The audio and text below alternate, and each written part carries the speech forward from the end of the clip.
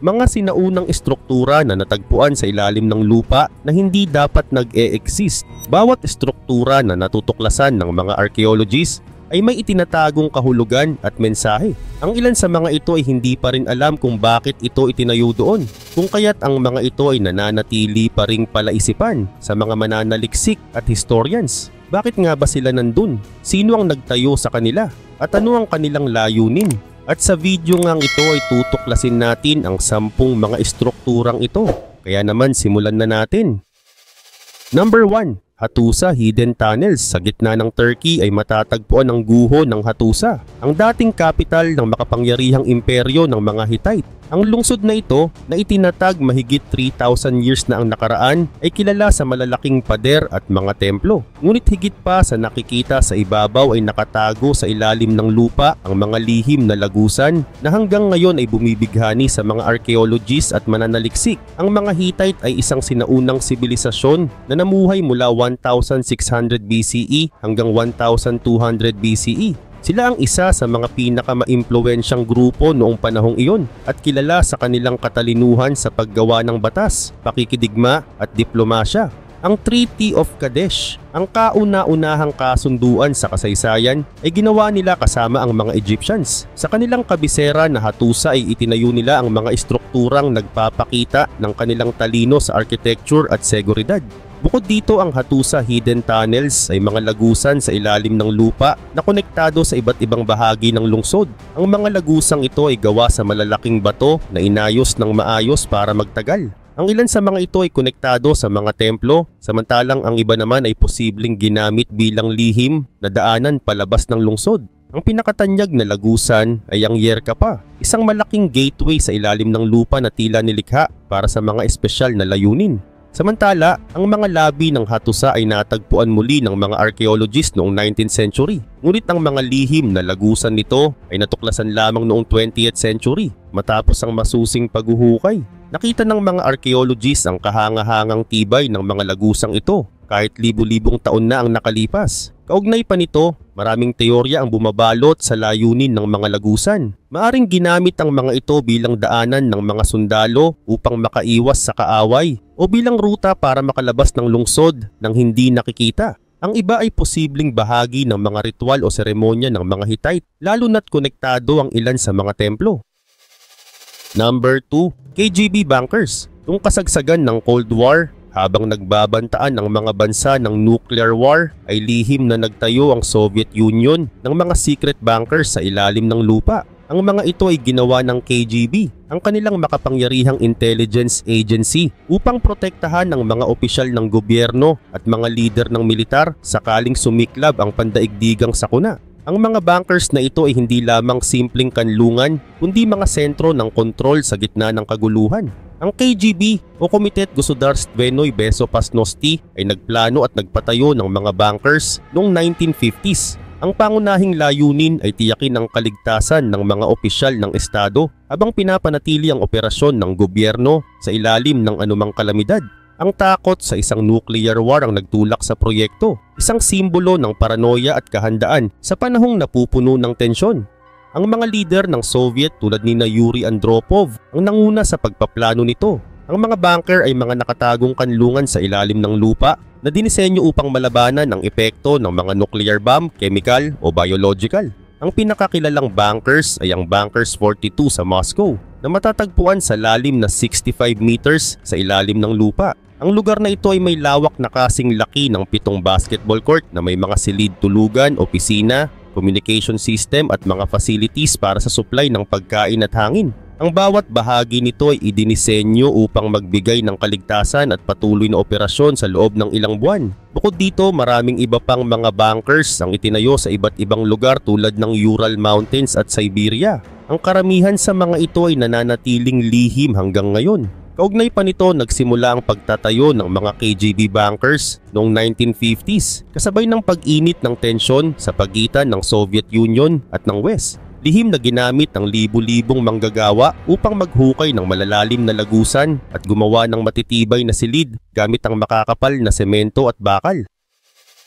Number 3, Damanhur Temples. Sa kabundukan ng Piedmont sa Northern Italy ay merong isang nakatagong kayamanan sa ilalim ng lupa, ang templo ng Damanhur. Ang mga templong ito ay hindi ordinaryong istruktura. Isa silang obra na ginawa ng isang grupo ng mga tao na pinangunahan ni Oberto Airaudi o mas kilala bilang Falco. Noong 1978, si Falco ay nagkaroon ng isang panaginip tungkol sa mga magagarang templo na puno ng liwanag at makukulay na disenyo. Dahil dito ay nagpasya siyang buuin ang mga templong ito kasama ang kanyang mga followers. Tahimik silang nagtrabaho sa loob ng maraming taon. Gumamit lamang sila ng mga simpleng kagamitan tulad ng martilyo at pala, pati na rin ang kanilang mga kamay upang hukayin ang ilalim ng lupa. Sa kabila ng hirap at panganib ay nagpatuloy sila dahil naniniwala sila na mahalaga ang proyektong ito. Ginawa nila ang lahat ng walang nakakaalam, kung kaya't hindi ito nalaman ng publiko sa loob ng halos 14 years. Dagdag pa rito, ang templo ng Damanhur ay binubuo ng 7 magkakaugnay na silid. Ang bawat silid ay may sariling tema at mensahe. Ang Hall of Mirrors ay tungkol sa koneksyon ng tao sa kalikasan. Ang Hall of Water ay sumisimbolo sa daloy ng buhay at damdamin. Ang Hall of the Earth naman ay nagbibigay diin sa kahalagahan ng ugnayan ng tao sa mundo. Ang mga pader, sahig at kisame ng bawat silid ay punong-puno ng mga detalyadong guhit, mosaic at scripture na ginawa ng mano-mano. Samantala, noong 1992 ay nadiskubre ng mga autoridad ang proyekto matapos makatanggap ng impormasyon tungkol sa lihim na paghuhukay. Nang makita nila ang mga templo ay nagulat ang lahat sa ganda at lawak nito. Natanong nila kung bakit ginawa ang ganitong proyekto. Para kay Falco at sa kanyang grupo, ang mga templo ay hindi lamang lugar ng sining. Naniniwala silang ito ay sagradong lugar na sumisimbolo sa pagkakaisa ng tao, kalikasan at energy ng mundo. Ngayon ay bukas na ang mga templo ng Damanhur para sa publiko. Dinarayo ito ng mga turista mula sa iba't ibang bahagi ng mundo. Ang mga templo ay hindi lamang naging atraksyon kundi isang inspirasyon sa marami. Number 4, Tauste Crypts. Sa tahimik na bayan ng Tauste sa Zaragoza, Spain ay isang lihim na nakalibing sa lupa ang natuklasan noong 2007. Habang isinasagawa ang konstruksyon para sa mga bagong gusali ay may mga manggagawa na nakakita ng mga buto ng tao. Agad itong ipinaalam sa mga autoridad at sa pagdating ng mga archaeologist ay natuklasan ang isang pambihirang libingan sa ilalim ng bayan. Ito ang Tauste Crypts. Ang simpleng bayan ay biglang naging sentro ng atensyon dahil sa natuklasan nitong bahagi ng kasaysayan.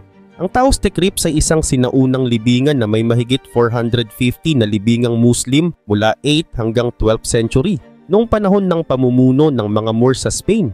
Ang mga bangkay ay inililibing ng nakaharap sa Mecca, alinsunod sa Islamic tradition. Walang alahas o anumang gamit ang mga bangkay, tanda ng simpleng ritual ng paglilibing ng mga Muslim. Gayun din, ang libingan ay nagpapatunay na ang Tauste, bagamat tila isang ordinaryong bayan, ay naging tirahan ng mga Muslim sa panahong iyon.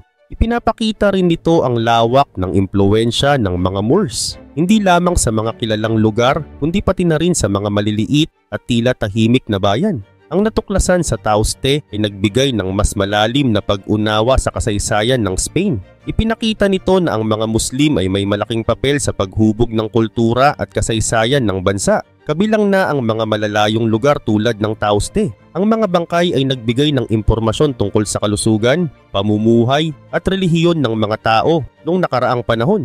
Ang mga natuklasan ay nagbigay rin ng ebidensyang nagpapakita ng mapayapang pagsasama ng mga Muslim at iba pang grupo sa Spain bago ang muling pananakop ng mga Kristiyano. Sa pamamagitan ng Tauste Crypts ay naipakita ang isang aspeto ng kasaysayan na matagal nang nakalimutan. Ang Tauste Crypts ay naging simbolo ng pagkakaisa ng iba't ibang kultura na bumuo sa kasaysayan ng Spain.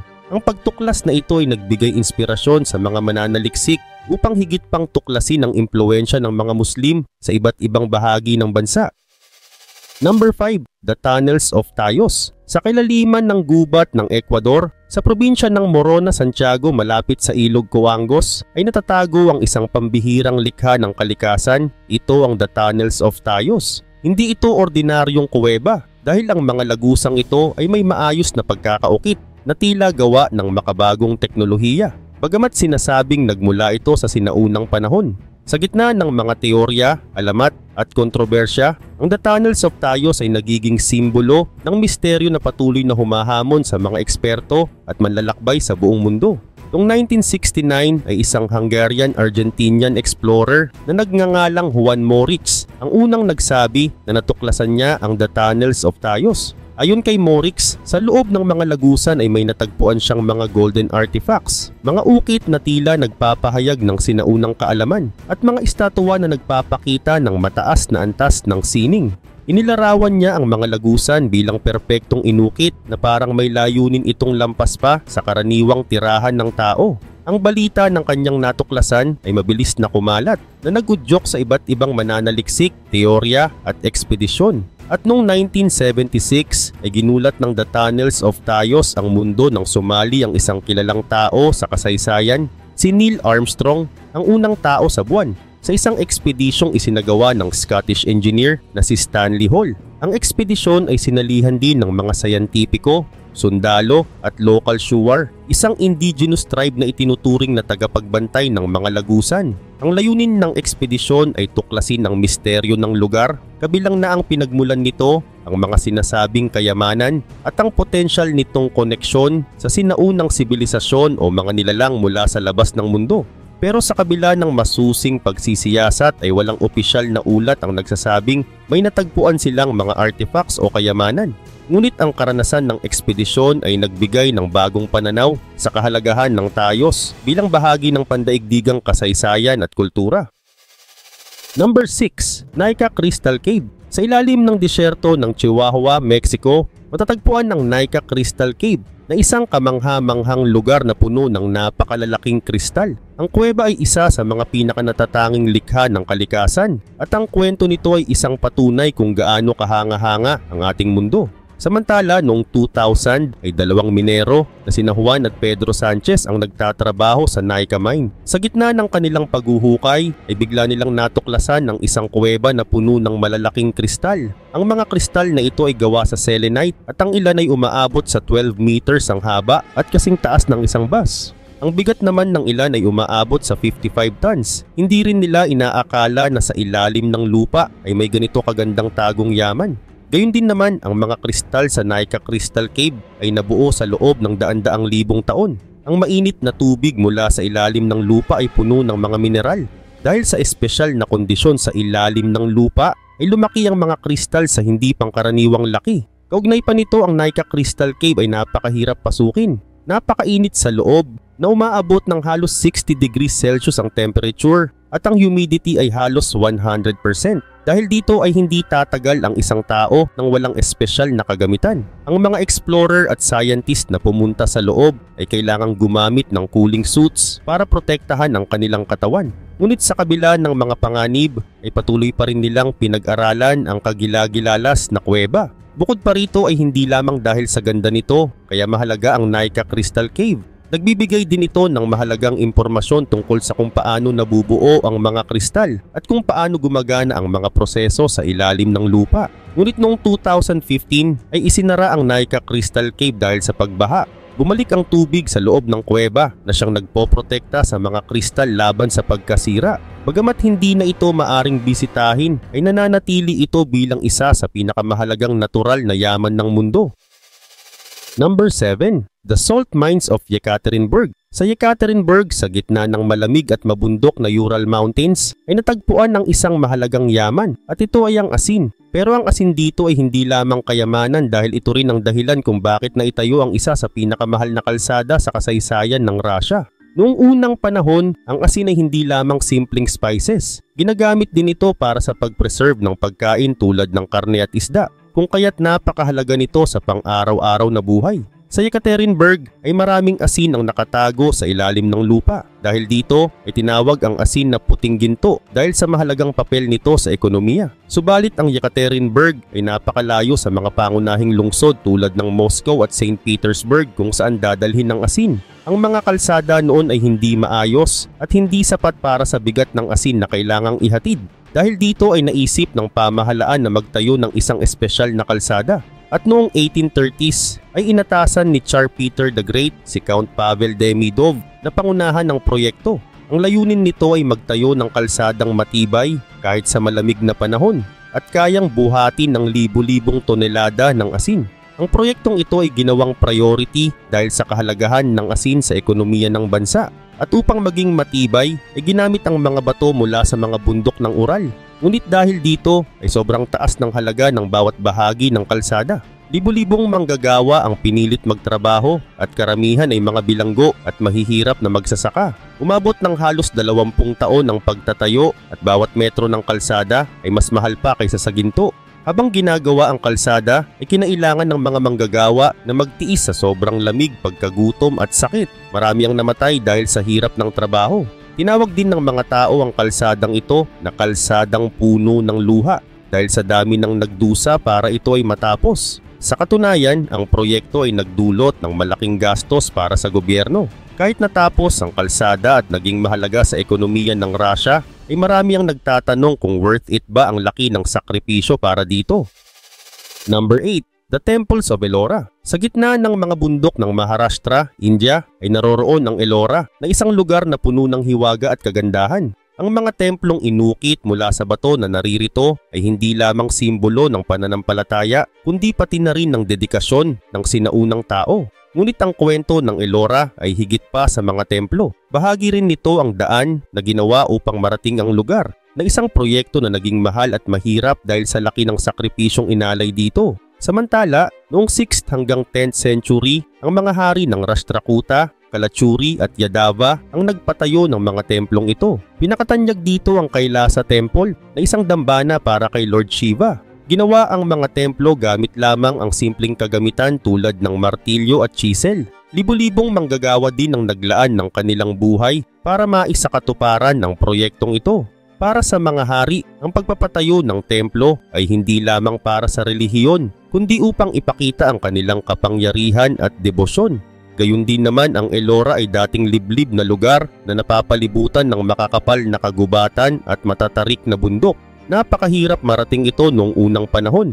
At upang makarating ang mga deboto at manggagawa ay kailangang gumawa ng matibay na daan. Ang daang ito ay inukit din sa mga bundok kung kaya't naging isang mahal at matagal na proyekto. Ang paggawa ng daan ay isang simbolo ng pananampalataya ng mga tao na isang koneksyon mula sa mundo patungo sa banal. Matatagpuan ng Ellora sa kanlurang bahagi ng India, malapit sa lungsod ng Aurangabad, Maharashtra. Ang lugar ay isang likas na yaman, ngunit mahirap puntahan noon. Dahil sa ginawang daan ay naging posible para sa mga deboto mula sa iba't ibang lugar na makarating sa Ellora upang magdasal at humanga sa kagandahan ng mga templo. Sa katunayan, ang paggawa ng mga templo at ng daan patungo sa Ellora ay nagsimula noong 6th century at tumagal ng higit sa 400 years. Ang Kailasa Temple lamang ay tumagal ng 18 years upang matapos. Sa panahong ito ay mahigit 200,000 tons ng bato ang hinukay at inalis gamit ang simpleng kasangkapan. Ang prosesong ito ay nangangailangan ng tiyaga at dedikasyon mula sa libu-libong manggagawa. Sa kabila nito, ang paggawa ng mga templo at daan ay naging sobrang mahal dahil sa hirap ng proseso at laki ng labor force na kailangan. Ang mga bato ay kailangang maingat na hukayin at itabi. Ang mga hari ay gumastos ng malaking kayamanan upang pakainin at suportahan ang libu-libong manggagawang nagtrabaho araw at gabi. Dagdag pa rito, ang kakulangan ng makabagong technology ay nagpalala rin sa hirap ng proyekto. Number 9. Kaymakli Underground City. Sa Cappadocia, Turkey ay mayroong isang kahangahangang lungsod sa ilalim ng lupa na tinatawag na Kaymakli Underground City. Isa itong obra ng sinaunang panahon na ginawa para sa kaligtasan ng mga tao mula sa digmaan at iba pang panganib. Ang Kaymakli ay puno ng kasaysayan na nagpapakita ng talino at katatagan ng mga taong nanirahan dito. Ang Kaymakli ay isang lungsod na itinayo sa ilalim ng lupa, mahigit 3,900 years na ang nakalipas noong panahon ng mga Hittite. Sa una ay ginawa ito bilang taguan mula sa mga kaaway. Kalaunan noong panahon ng Byzantine ay ginamit ito ng mga Kristiyano bilang kanlungan mula sa mga mananakop lalo na noong 7th hanggang 10th century. Dito nabuo ang isang buong komunidad na may mga bahay, kusina, simbahan at imbakan ng pagkain. Samantala, ang Kaymakli ay nasa Cappadocia na isang lugar na kilala sa mga kakaibang rock formations na parang chimney. Sinimulan itong gawin noong panahon ng Bronze Age at tuluyang pinalawak habang dumarating ang iba't ibang pagsubok tulad ng mga pagsalakay ng mga Arabo noong Byzantine period.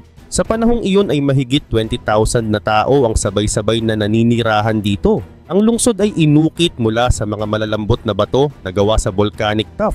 Gumamit ang mga tao ng simpleng kasangkapan tulad ng martilyo at chisel. Sa kabila nito ay nagawa nilang bumuo ng complete system ng ventilation para sa sariwang hangin at mga lihim na daanan para maprotektahan ang sarili mula sa mga kaaway.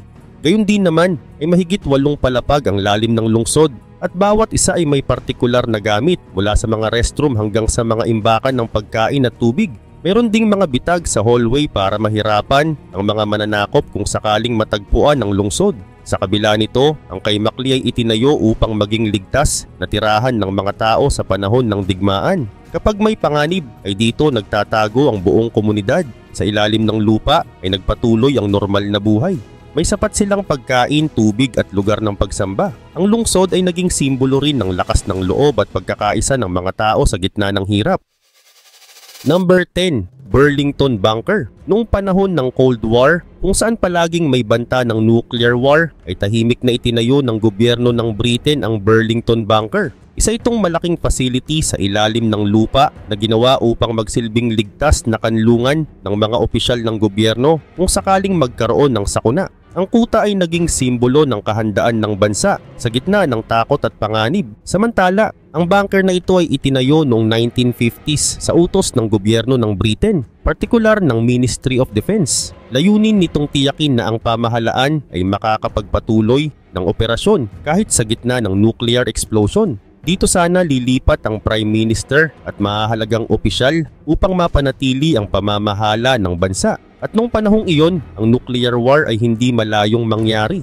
Ang tensyon sa pagitan ng West at Soviet Union ay nagdulot ng malalim na takot sa buong mundo. Bilang tugon, ang Burlington Bunker ay ginawa upang protektahan ang gobyerno laban sa ganitong klase ng panganib. Kaugnay nito, matatagpuan ang Burlington Bunker sa ilalim ng Corsham, na isang maliit at tahimik na bayan sa Wiltshire, England. Ginawa ito sa isang dating minahan ng limestone, kung kaya't likas na matibay at kayang harangan ang epekto ng nuclear bomb. Ang location na ito ay maingat na napili dahil sa tibay ng lugar at ang kakayahan nitong magtago mula sa mga mata ng publiko.